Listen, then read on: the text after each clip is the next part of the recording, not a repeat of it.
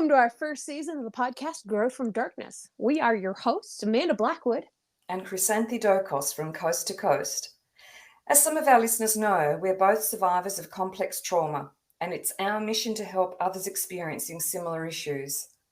This season, we're going to be digging into trauma reactions, their long-term consequences, and how we fight back to live our best lives. Hi, Amanda. So great to be here again with you today. Our topic is about abandonment as a trauma response, and I'm struggling to really comprehend that, and I know you are much more au fait with it. So would you be able to lead us on this today?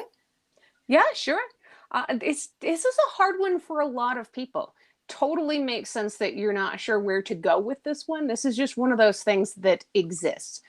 When we talk about abandonment issues in general, it's kind of a blanket statement over all the different ways that abandonment problems and fear of abandonment can show up in our lives. Yeah. So the abandonment issues as a type of trauma response, it exists so that it can develop in people who've experienced a significant loss or separation from a loved one or someone who's perceived to be a loved one. You don't necessarily have to be a child to have developed this. It can happen at any age. It is most common in childhood. Right, okay. But people with which all kind of falls underneath the abandonment umbrella. So it's most noticeable is a fear of being alone. There's a lot of people that have a really hard time focusing when they're they don't want to focus on themselves. Yeah. So they also have this. The part of the reason they don't want to be alone is because they've been alone a lot, or because somebody that they love promised that they would return and never did. Okay. You know? It really hurts deep. So abandonment issues show up as feelings of worthiness or being unlovable. So people deal with this a lot when they have been rejected in some way. So rejection can actually cause feelings of abandonment, whether it's a romantic relationship or parental alienation or anything like that. Sitting by yourself in a dark, closed room, feeling like you are worthless and unlovable is one of the leading causes for suicidal attempts. Wow. Wow. This can directly be because of a fear of abandonment. So where does the trauma come in? Like, what sort of trauma are we talking about that actually leads to these sort of responses, abandonment responses? Well, it's an anxiety disorder. It's characterized by the intense fear of being left or rejected by somebody else because you've already experienced that. Okay. So people with this specific disorder often have a history of being abandoned or rejected by the important people in their lives, like parents, caregivers, boyfriends, girlfriends, husbands, wives, romantic partners, their own children. I've talked to a number of trauma survivors who were abandoned by their own children, and it left them feeling quite empty and shallow because they had put so much of their own sense of self-worth into the relationships that they had with these other people. It can cause people it can cause people to become really clingy and possessive of their relationships, which can actually cause the abandonment to happen, because people are like, I don't need this kind of drama in my life. I don't need you to be glomming onto me like this. And it causes major anxiety and panic attacks. But it all stems from losing somebody in some tragic point in your life. So I think a lot of people can probably mostly identify with this when they've had somebody in their life that they've lost to something horrible like domestic violence or cancer, or something that is unexpected and violent like a severe car accident. Yeah. You don't blame it on the person who's passed away, if that's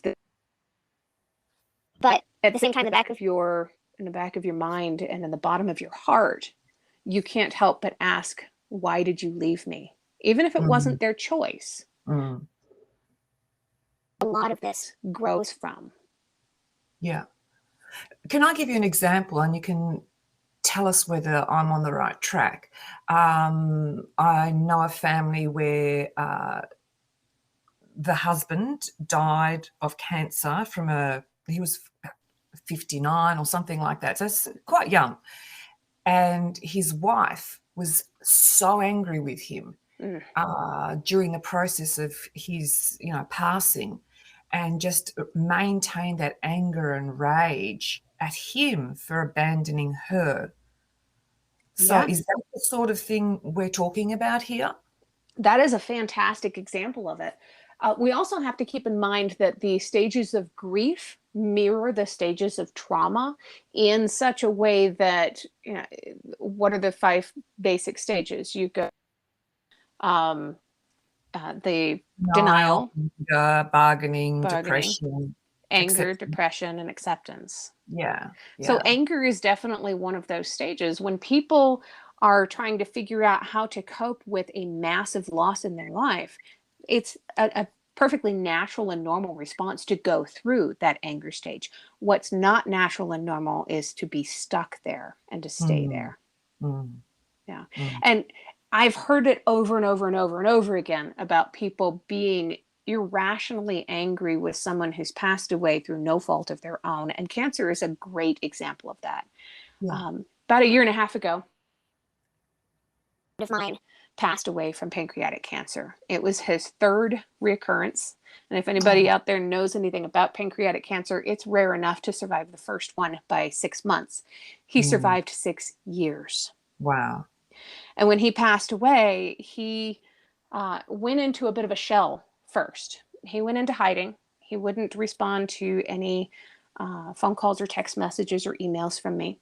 He didn't want to have any communication. I didn't realize his cancer had come back the third time. Mm, mm, And I was very angry at him. And the majority of my anger was unleashed at him, uh,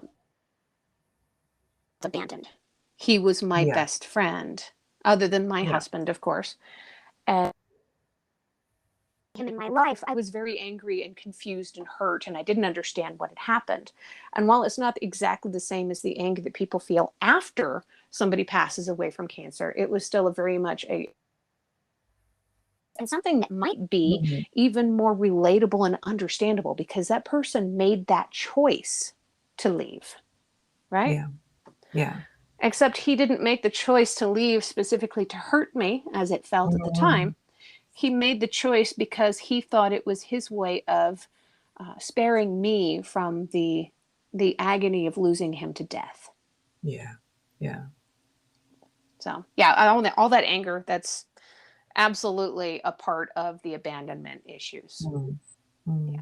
So how does the abandonment issues actually show up? Like, how can we identify that within ourselves or within other people who might need support? They show up in a variety of different ways. One of them, I did briefly talk about the fear of being alone and the feelings of worthlessness or being unlovable.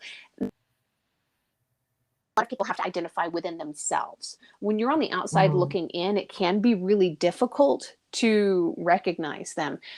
If you're trained in how to recognize the intense anxiety or panic attacks whenever there's a then that might be a really good indicator to somebody. If you're close to somebody and you have to go away for a couple of days, or if it's the end of the evening and they suddenly panic, that's a pretty good sign that they've got some deep-seated abandonment issues that they need to address. yeah, yeah. There's also recurrent thoughts or nightmares about being abandoned. This is a very common thing. Again, it's a hard one to recognize if you're on the outside looking in.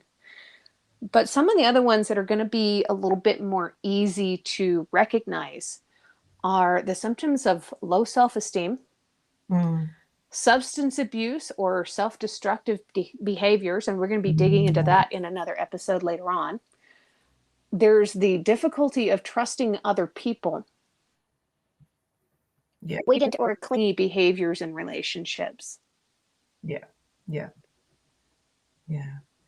And I've experienced that last one in particular with other people, sort of having really unrealistic expectations of what I can do for them as a friend, for example.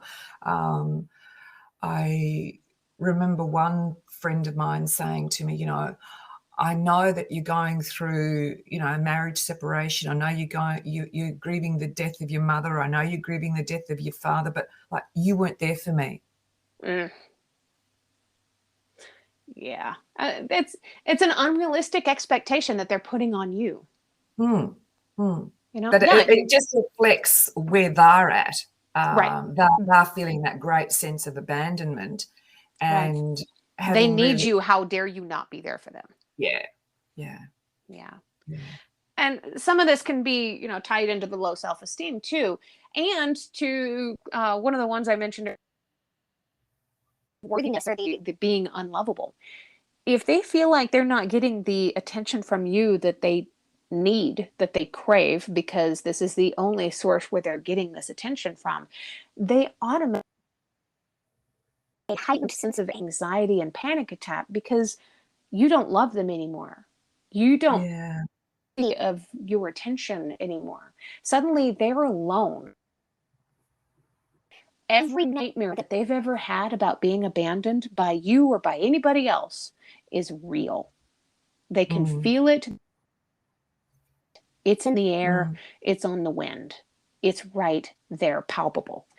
And it's a horrible place for the victim to be. And I do have to call them a victim uh, because the fear is an absolute issue. And if it's not addressed, it will mm. absolutely, it's not just a matter of if, it's a matter of when. It will destroy and deteriorate your relationships. Yeah, It yeah. prevents you from building healthy boundaries. It Yes. stops you from having healthy relationships with people that you want to associate with colleagues or romantic interests. The fear of abandonment can absolutely destroy your life. Yeah.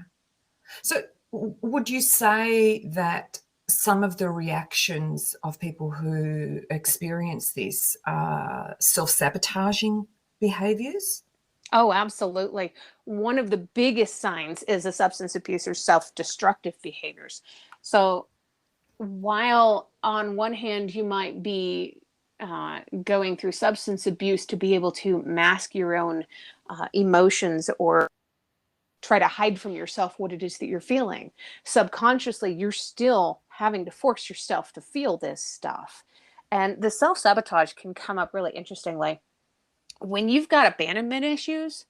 You're not so much worried about um, having that person abandon you. On occasion, what you're thinking is, I need to abandon them before they do it first. Yeah. Yeah. Yep. Yeah. You're trying to avoid that pain. You know, without a shadow of a doubt, it's coming. It is stalking you. It is around the corner, and this is going to happen. You're just waiting for the other shoe to drop. It sounds like a nightmare. It absolutely is. I had to deal with a lot of fears of abandonment. To some degree, I still Mm, do. So mm, don't really talk about it very often, but one of my lingering effects is not so much that my husband is going to leave me away from me. I don't interesting. fear, yeah. It's awful. It's awful. I absolutely love my husband. I think he's the greatest man I've ever known. He is phenomenal and patient and kind and loving and understanding, and I could say a million wonderful things about him. But one thing that I cannot ever say about him is that he's guaranteed to live a long and healthy life. Mm, mm. We can't say that about anybody. Absolutely not. You know, Absolutely not. if he were to get sick tomorrow, if he were to get in a car accident on his way home from work and some external force took him away from me, my world would be destroyed. Mm, Not because I have a codependent relationship with him, but rather because I love and appreciate this man more than any other person on earth. mm, mm. I can't imagine what my life without him now that I have him. But Mm, at the mm. same time, these fears of abandonment in life, and every now and then they rear their ugly head and they tell me it can happen. It can happen tomorrow. It could happen today. Yeah. You never know. You don't. So I suppose that brings us to the next question: as how do you deal with these feelings of abandonment? How do you cope? Coping with abandonment issues is a difficult one. Sometimes it takes a lot of patience with, well, pretty much every time it takes a lot of patience with yourself to be able to understand and to figure out where these symptoms originally came from and why they exist in you in the first place. A Mm, lot of people, when they're dealing with this, they don't really know where the root is coming from. But it's kind of like plucking a weed. If you just pull the flower off the top of the weed, it's going to keep growing. If you just pull the leaves off of it, it's going to keep growing. It's still going to be there. But if you dig down to the root and you dig it out by the root, mm, you can stop this from coming back. yes, yes. So from that, I would think that perhaps people seek professional support, go to a therapist. Definitely. Yep. So there's a couple of different ways about it. You can challenge your negative thoughts. So when you have these thoughts about yourself or about your relationships or about the other people in your life, make sure you stop and ask yourself, is this really true or is this coming Mm, from an emotional place? mm, Am I really unlovable? Are my friends and my family members really going to leave me? Chances are that your thoughts are not actually based in any form of reality whatsoever. And it's important to recognize that. mm. Practicing self care, you want to make sure that you take care of yourself physically and emotionally. And this is really self care. I know it sounds like it couldn't be connected, but it absolutely is. Eating healthy foods, getting enough sleep, and exercising regularly can help to improve your brain function. It helps to improve your moods. One of Yes. my favorite lines from a movie years ago, the movie was called Legally Blonde. Oh, She, yes, I remember the one. do you remember the line I'm talking about? I'm not sure. Go for it. She works out all the time. Endorphins make people happy. Happy people don't kill people. That is so true. Right. So eating healthy foods, getting enough sleep, exercising regularly, you're releasing endorphins in your body that are going to make you feel better about yourself. Yes. And it's going to Yes. make it a lot easier to challenge those negative thoughts too. Mm, mm. And it's so important to be able to set health with loved ones. Of course,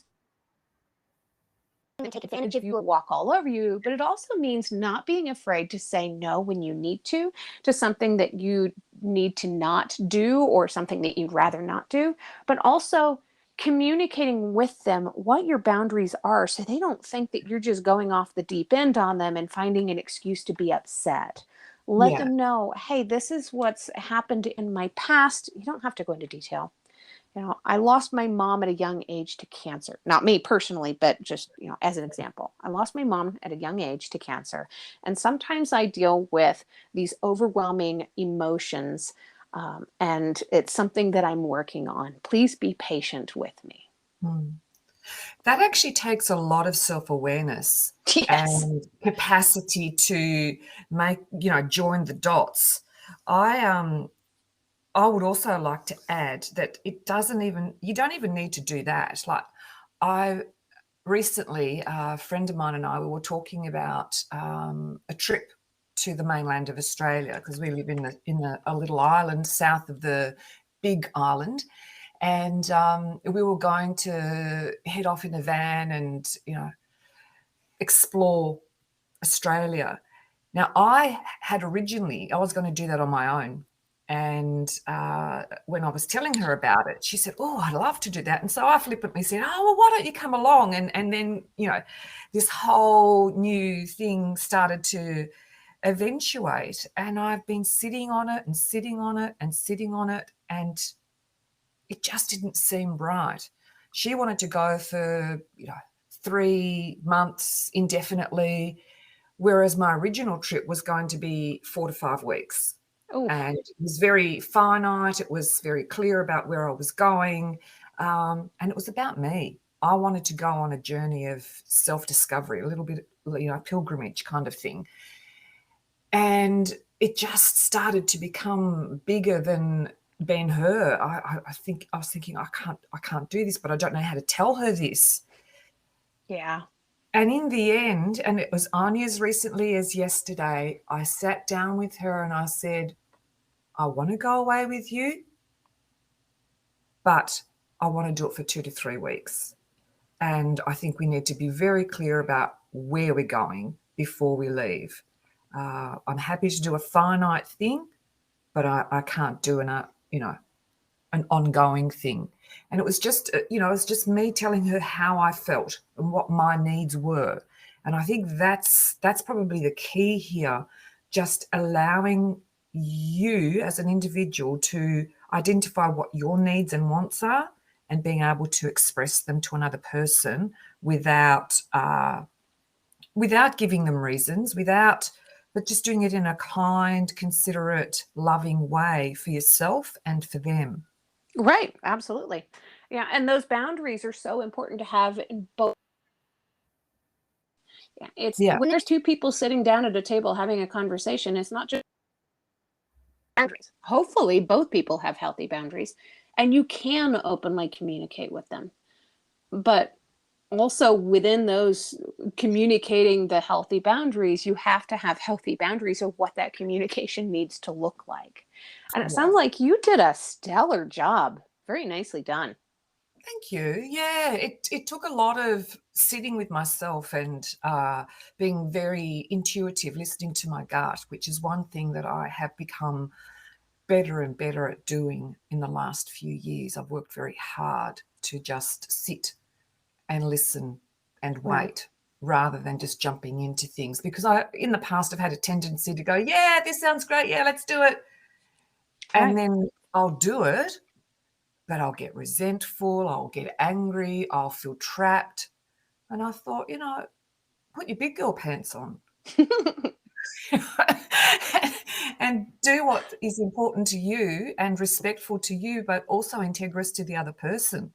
Yeah. She didn't need to go away with me and end up in a situation where we're both crabby with one another.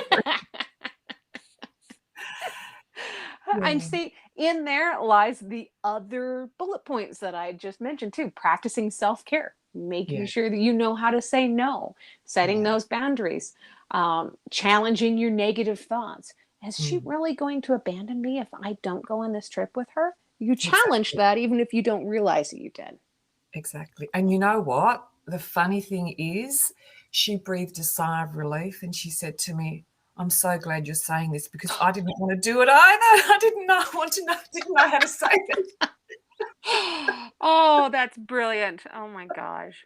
Well, So it was win-win. We just spent the next 6 hours just gossiping. oh my gosh. So basically, you approached a subject that neither of you wanted to approach, but both of you needed to. Yeah, yeah. And that I think is a really key point in a lot of these responses that we have to trauma, is that we have to be integrous to ourselves. We have to be honest with ourselves about what it is that we need and what it is that we want. And that, I think, is the key thing around boundaries and healthy boundaries. It's Right. not about, just learn to say no. Well, that's a little bit flippant. It's more than that. It's actually sitting with yourself. Yeah, Because absolutely. I thought that's And another, all it needed. I was reading a book recently that was saying, healthy boundaries, learn how to say no. Well, yeah, you need to. Absolutely, you have to develop that skill and practice it. but But it there's has so to much more to it. yeah, yeah. Yeah. And abandonment is one of the really deep-seated things that causes people to fear saying no, causes people to fear having those healthy boundaries because they don't Exactly. want to be left alone. See, and here we started this episode where you said that you weren't sure exactly what the subject matter was, and you just nailed it. That is exactly what it is. You just summarized it. It's so perfect. Yeah. Oh, cool. Yeah. Thank you. Look at Sometimes I how much underestimate you learned. myself. Look What's that? at how much you learned. Such a short amount of time. You have learned so much. I am amazed. There is Awesome. one last definitely to help fight back against the abandonment issues, other than of course Mhm. seeking professional help for coping with them. And I know that Wow, that's sounds a hard one. yeah. Now, it's not just forgiveness of the people who have abandoned you, but No. forgiveness of yourself too. You know, holding on to the anger and the resentment, it just hurts you in the long Mhm. run. And you've Mhm. got to forgive yourself for the mistakes that you've made. You've got to forgive yourself for any transgressions that you've had in the past so that you know that you can learn from your mistakes and not be doomed to repeat them. And you Yeah. have to forgive others for their mistakes, and you have to forgive others who've left you, whether Mm. they've died, whether they've moved on with their life, whether they were parents who alienated themselves from you as children. Mm. Holding on to the hurt you. Mm. Mm. Yeah. As anger, what is the saying? Anger is the poison you drink, hoping someone else will die. Yeah. Yeah. I Stop think the drinking that bottom poison. line is absolutely, absolutely you have to stop drinking that poison because ultimately, if we want to find peace within ourselves and have a life that is peaceful, calm, joyful, meaningful, we have to be able to let go of the past. We can't allow it to just keep ruminating in our minds and poisoning our thought patterns because it actually changes our brain in terms of its neural pathways. If we keep telling ourselves that if I only did this, then that will happen, or if I'd only done that, that would have happened. Right. You have to And forgive. You have to forgive. You cannot keep holding on to those things from the past because it's right. just going to wear you away. And you basically just summarized what we talked about last week with um, the overwhelming need for control. Yes. Yes. You know, you have to learn to say, what happened to me is not my fault. I did not have control over that situation. There's nothing I could have done to have changed the outcome. And even if there were, you can't do it now. Yeah. Well, it's all interrelated, isn't it? Right. These Oh, yeah. responses that we have, they're all tied in very closely, and they repeat over time unless we actually face it head on and deal with it. And Right. that's always the elephant in the room. Face it Well, head on. it's like having a beautifully woven basket. It is a work of art the way all of these intricate pieces work Mm. together. And this is your human brain. Mm-hmm. If one of these threads from the bottom of the basket happens to break, everything's going to come pouring out of it, right? Yeah. All of these trauma responses, they're all woven together and they're all so closely integrated and knit together that a lot of these can't exist. Mm. So when you Mm. start going through the process of healing from your own, the process of fighting back against your trauma reactions, you're going to start finding that you're fighting back against 20 or 30 things at the same time, and it seems really like it's super overwhelming in that moment because you have no idea how you're going to get through this. But these are all the same trauma responses, just balled into one. We're Mm. just breaking them down and defining them separately so that people can see which ones that they they need to explore and focus on the Mm. most. You got to Mm. learn how to prioritize this stuff. You can find out more about Growth from Darkness through the website www.growthfromdarkness.com. You can also learn more through the Facebook page, which can be found at facebook.com/growth from darkness. Thank you.